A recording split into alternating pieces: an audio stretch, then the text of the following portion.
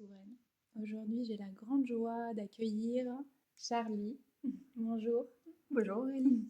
Je suis très heureuse de faire cette première interview de parents et merci d'avoir dit un grand oui à pouvoir déposer, partager ton témoignage parce qu'on sait toutes les deux combien c'est important en fait de se soutenir entre parents depuis nos vécus et c'est ce qui est riche et qui nous soutient tous sur nos chemins de naissance avec nos enfants. Donc, je te laisse la parole et je vous souhaite un bon voyage avec Charlie et la naissance de Lou. De Lou. Ouais. Parce que j'avais envie de vous raconter un petit peu ce que cette naissance m'a appris de l'enfantement et de moi. Parce que donc Lou est mon deuxième enfant, ma troisième grossesse. Et pour ma première grossesse qui était une fausse couche et ma seconde grossesse où j'ai accouché de ma fille Saskia, les deux fois j'ai donné naissance à la maison. Et c'était des très belles expériences. Et donc quand je suis tombée enceinte de Lou, j'imaginais pas faire autre chose que accoucher à la maison. Ça me paraissait juste normal, naturel. J'avais pas d'inquiétude par rapport à ça. C'était en fait ce que je connaissais le mieux. Et je savais que évidemment c'était soumis à certaines conditions médicales si je voulais être accompagnée par ma sage-femme. Mais tous les voyants étaient au vert. Donc je me projetais vraiment dans cette naissance à domicile, donc chez mes parents, qui ont une belle maison à la campagne et qui pouvaient nous accueillir pour la naissance et le postpartum, ce qui était hyper confortable. Et en fait, il y a eu un petit couac. Alors, ça s'est pas révélé tout de suite. Ça s'est même révélé très tardivement.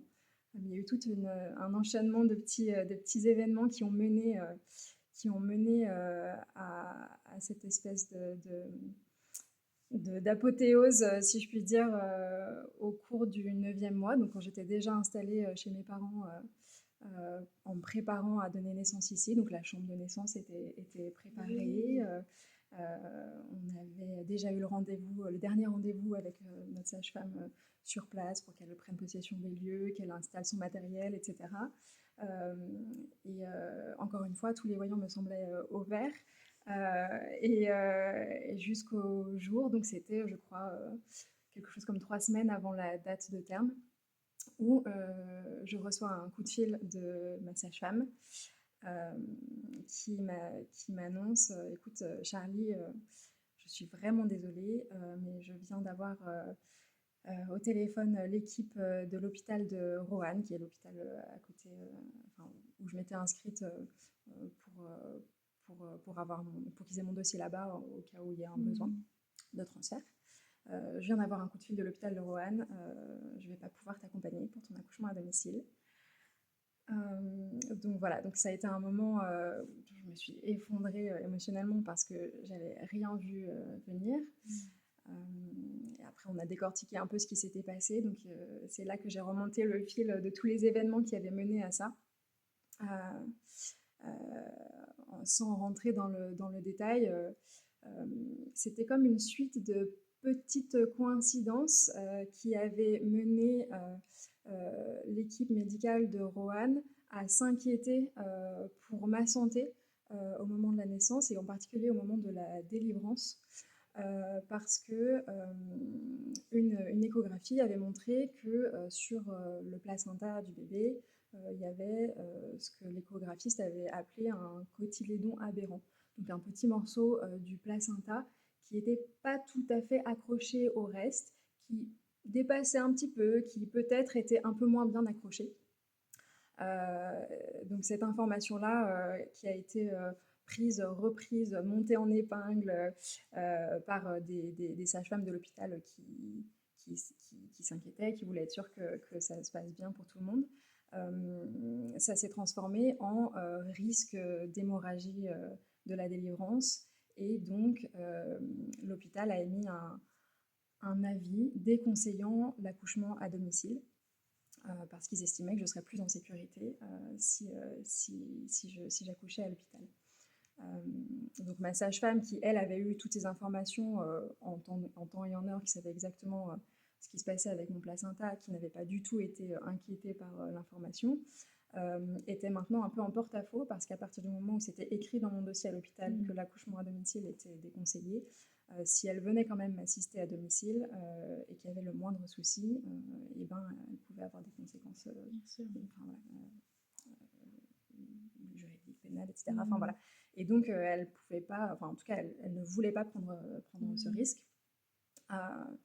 Et donc, c'était hors de question pour elle de venir faire mon accouchement à domicile. Et donc, s'en sont suivies 2 semaines de grosses montagnes russes émotionnelles, mais surtout de très grosses confusions. Parce qu'en fait, je n'avais jamais imaginé autre chose que l'accouchement à domicile. Et c'était très difficile pour moi de me résoudre à envisager un accouchement à l'hôpital. C'était un changement de plan complet et surtout pour un nouveau programme qui était à des années-lumière de ce que je voulais pour moi et pour mon bébé. Et donc, c'était très, très dur à encaisser. Donc, comme souvent dans ces cas-là, quand on n'a pas envie d'accepter une mauvaise nouvelle, on cherche tous les moyens de passer à côté, de voir s'il n'y aurait pas moyen de moyenner et de faire autrement. Et donc, je me suis beaucoup posé de questions, et puis j'ai demandé leur avis à mon entourage, à d'autres personnes, etc., en me demandant si j'allais pas envisager quand même d'accoucher à domicile, mais sans ma sage-femme. Donc, un accouchement non accompagné. Ce qui est quelque chose que j'avais jamais souhaité ou envisagé non plus, mais qui, dans une certaine mesure, me semblait quand même préférable à un accouchement à l'hôpital, parce que pour moi, en fait, l'accouchement à l'hôpital, c'était l'inconnu, c'était... ça me faisait profondément peur et c'était pas... Enfin voilà, encore une fois, c'était pas du tout ce que je souhaitais. Donc je sais que pour certaines personnes, c'est un peu l'inverse, c'est l'idée d'accoucher à domicile qui est inconnue, qui est inquiétant, etc. Moi, c'était l'inverse. Et pour autant, dans cette option de peut-être accoucher à la maison sans accompagnement médical, j'étais pas rassurée pour autant parce que malgré moi, je sentais bien que j'avais été touchée par l'avis du corps médical et que j'étais pas la seule à avoir été touchée. Mon compagnon avait été touché lui aussi. Et du coup, je voyais bien que mon sentiment de sécurité par rapport à une naissance non accompagnée, il n'était pas présent. Et donc, je me suis retrouvée dans une situation, toute cette période de confusion où j'avais l'impression qu'il n'y avait aucune option correcte parce que accoucher à l'hôpital, c'était non. Accoucher à la maison toute seule, c'était non aussi. Mais alors, qu'est-ce que j'allais faire et où trouver la réponse à mes questionnements? J'avais beaucoup de mal à me connecter à ce que je ressentais. J'ai essayé aussi dans cette période-là de me connecter à mon bébé pour sentir si... en fait, l'information que je cherchais à avoir, c'était est-ce que tu es en bonne santé? Est-ce que tu es en sécurité? Est-ce que toi, ça va? Mais en fait, j'étais dans un tel état d'agitation mentale et émotionnelle que j'arrivais pas à avoir toutes ces informations-là que d'habitude, auxquelles j'accède plutôt facilement d'habitude. Et en désespoir de cause, j'ai fait mon cheminement et je me suis préparée à accoucher à l'hôpital. Donc j'ai fait mon deuil. Ça me serre un peu la gorge d'en reparler parce que je me rappelle que c'était très très dur. Toute la chambre, à chaque fois que j'allais dans la chambre de naissance qu'on avait préparée, que je voyais cet endroit et que je me disais, c'est pas là que ça va se faire. C'était vraiment, j'étais très très triste en fait. J'étais triste pour moi, j'étais très triste pour mon bébé qui puisse pas naître ici et qui naisse dans les conditions qu'on connaît à l'hôpital. Mais j'ai tâché comme je pouvais d'accueillir cette tristesse, d'avancer avec. Je me suis un peu bougée aussi pour construire un projet de naissance à l'hôpital qui soit le plus chouette possible. Alors j'ai été super bien accueillie par le personnel de l'hôpital qui comprenait bien ma situation et qui avait envie que je me sente bien. Donc ils ont essayé de faire des efforts, des compromis pour que je puisse me projeter dans une naissance qui m'enthousiasmait malgré tout. Alors ça a été très difficile, mais un jour la valise de maternité a été prête, le projet de naissance était communiqué à l'hôpital. On avait redéfini les rôles de chacun dans la naissance, donc le mien, celui de mon compagnon, celui de ma maman qui devait être présente aussi.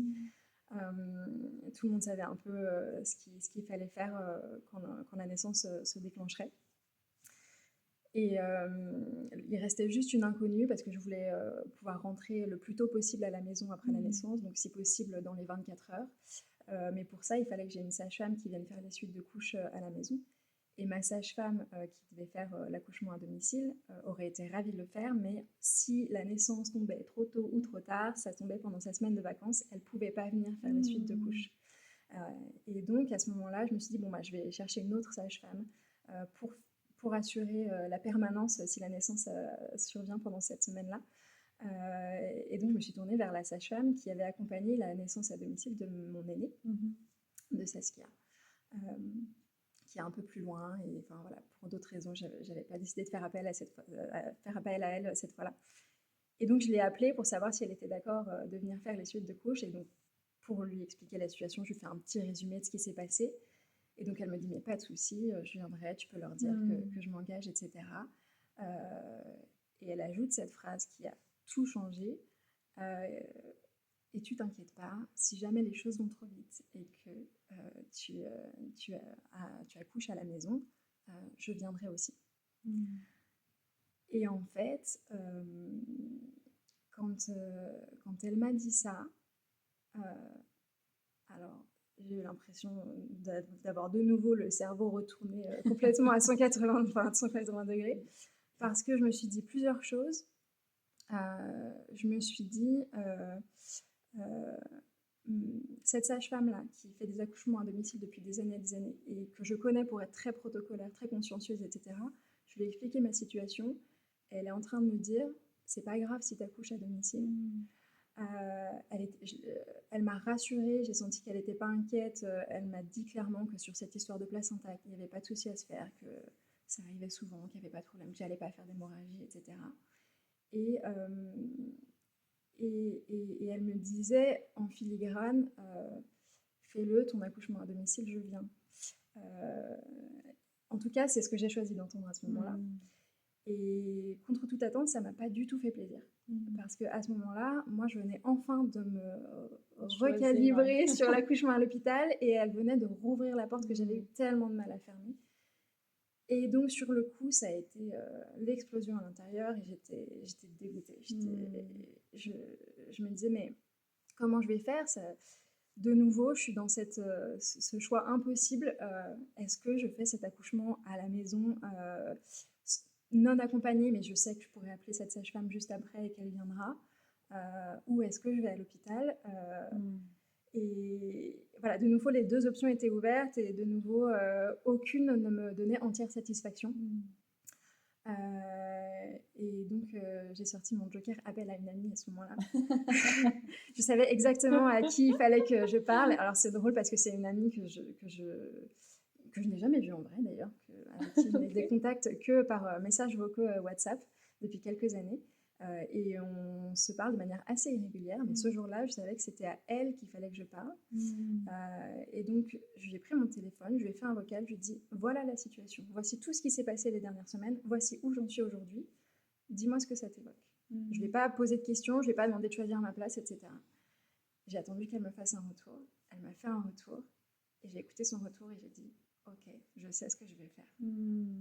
Et tout à coup, il y a tout qui est redescendu. J'ai trouvé le calme. Et donc, cette réponse intérieure complètement inattendue, c'était qu'en fait, je n'allais pas choisir. Je n'allais pas choisir d'accoucher à l'hôpital, et je n'allais pas choisir d'accoucher à la maison. Et ça a été vraiment magique.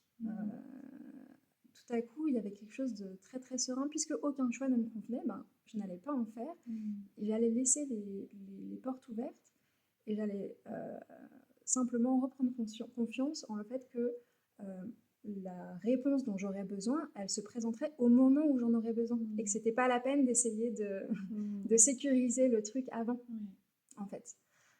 Et donc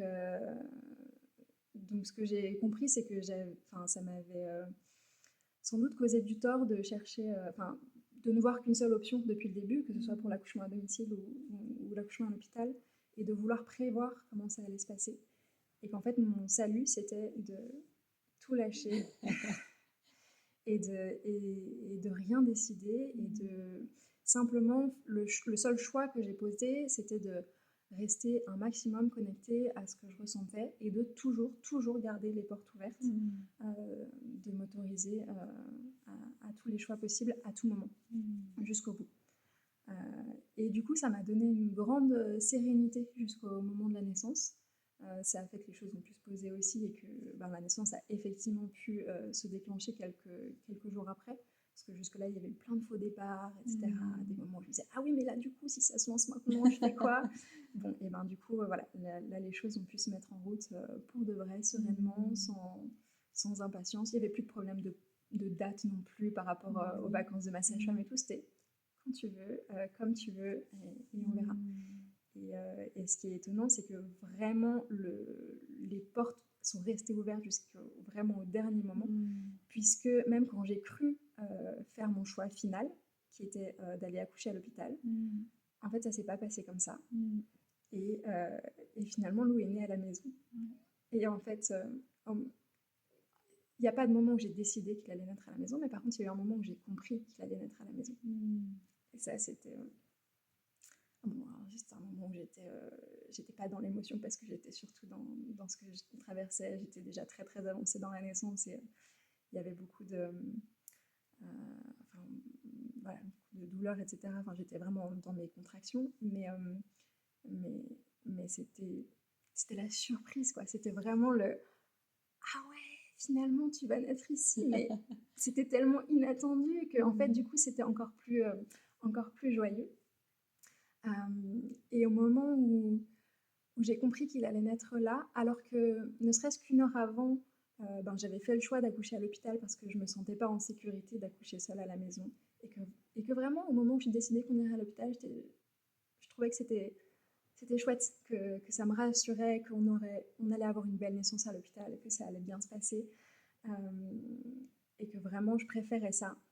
Et quand j'ai compris qu'il allait naître à la maison, j'avais plus aucune peur parce qu'en fait j'étais déjà en train de donner naissance et c'était en train de se faire et je savais très bien que tout allait très bien. Enfin voilà, tout se passait à merveille. Ça a été une naissance relativement rapide en plus et en fait j'étais déjà dans un état où la peur n'a plus lieu d'être. En fait j'étais vraiment au-delà de tout ça.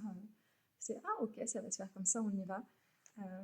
Et du coup alors tout dans sa naissance a été finalement inattendu parce qu'il est né ici alors que c'était pas prévu. Et ma petite sœur a été présente pendant sa naissance alors qu'elle avait jamais prévu d'être là non plus.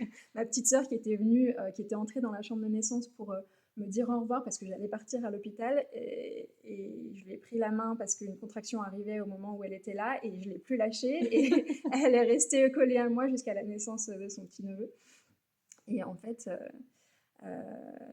c'est presque elle qui a accueilli ce bébé.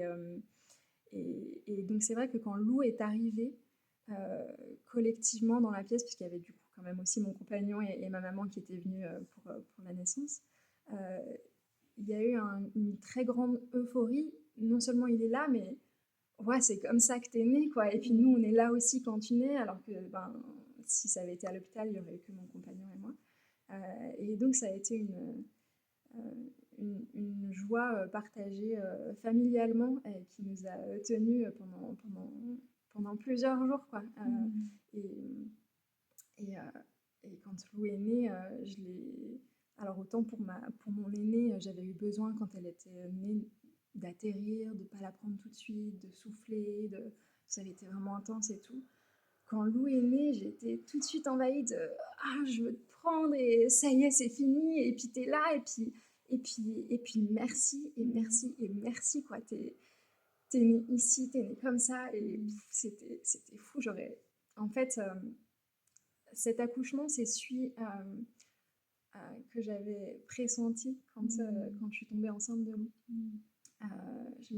J'avais imaginé un accouchement à domicile, mais surtout un accouchement entouré de ma famille et des femmes de ma famille. J'avais eu envie de ça, de cet effet de meute Ouais. pour mon loup. Euh, et en fait, dans les développements qu'il y avait eu juste avant la naissance, j'avais lâché ça en me disant, bah, c'est pas grave, ça se fera pas comme ça. Et j'avais complètement lâché ce truc-là. Et finalement, ça s'est fait comme ça, mais pas du tout de la manière... Enfin, voilà, pas comme je l'avais prévu ou pas parce que j'avais fait en sorte que... mais ça s'est fait comme ça et c'était la naissance parfaite pour nous à ce moment-là, quoi. Magnifique. Ouais, ton témoignage est très touchant sur ce chemin de positionnement et toutes ces bascules entre depuis où on choisit et est-ce qu'on a vraiment le choix. Enfin, ce moment où tu t'abandonnes en fait à la vie, enfin, pour moi, c'est et aussi à ce qui va être. Et à la fois de témoigner d'une naissance en famille, parce que ton père, je sais qu'il était aussi dans la maison, Oui. et ton aîné aussi était là. Et mon aîné était là. En fait, Lou est née dans la soirée. Et donc, ma grande fille était partie se coucher dans une pièce pas très loin. Et donc, elle avait des livres. Elle regardait des livres dans son lit avant de se coucher. Sauf que pendant qu'elle lisait ses livres, elle a commencé à m'entendre hurler dans la pièce à côté et elle s'est inquiétée. Et du coup, mon père est venu la chercher, il l'a emmenée à l'autre bout de la maison dans le salon et il lui a lu des livres pendant toute la suite de la naissance pour qu'elle soit un peu préservée de tout ça. Mais ce qui fait qu'elle a pu rencontrer Lou une heure après sa naissance. Ouais. Ça, c'est vraiment très touchant pour moi, en fait. Comme tu dis, cette meute, le clan et toute la famille qui est là. Et sans que tu l'aies projeté, mais c'est la vision, le rêve qu'il y avait dans ton cœur au moment où tu apprends que tu es enceinte et ça se fait. Ouais. Je trouve ça très fort à chaque fois, ces moments-là. Ouais. Et ce placenta, alors comment il était? Qu'est-ce qu'il te raconte et qu'est-ce qu'il est... Alors ça, c'était vraiment une autre surprise incroyable, c'est que il y avait eu plusieurs histoires pendant la grossesse.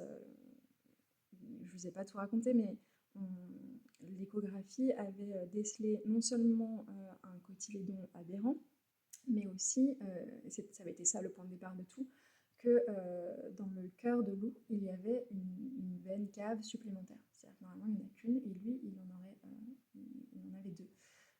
Ce qui est une variation de la normale qui n'est pas pathologique, mais qui a été la raison pour laquelle on a eu un suivi un peu plus rapproché et pour laquelle ce cotylédon aberrant a été détecté alors qu'il n'aurait jamais été détecté avec un suivi normal.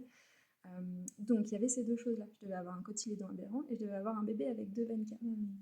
Et ben, quand le placenta est sorti, soit dit en passant de manière tout à fait, sans aucun souci particulier, que la sage-femme l'a examiné, puisque effectivement la sage-femme de mon aîné est venue après la naissance, il était absolument parfait. Il avait une forme tout à fait normale, il n'y avait pas de cotylédon aberrant.